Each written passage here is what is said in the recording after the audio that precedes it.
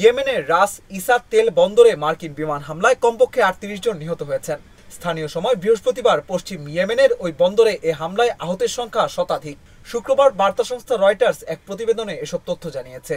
হুতি পরিচালিত সংবাদ মাধ্যমের বরাত দিয়ে প্রতিবেদনে বলা হয়েছে, ইরান সমর্থিত সশস্ত্র গোষ্ঠীর ওপর মার্কিন যুক্তরাষ্ট্র আক্রমণ শুরু করার পর থেকে বড় হামলার একটি এই হামলা।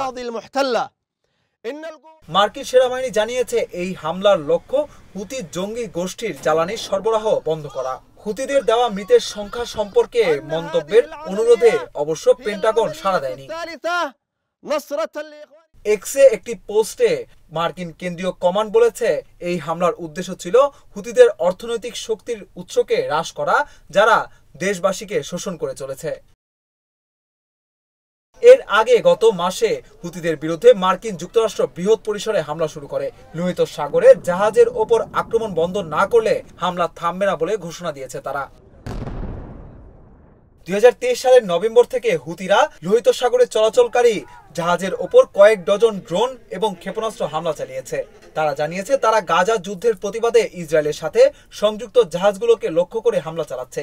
হুতি কর্মকর্তারা জানিয়েছেন, মার্চ মাসের 2 দিনের মার্কিন হামলায় 50 জনেরও বেশি নিহত হয়েছিলেন।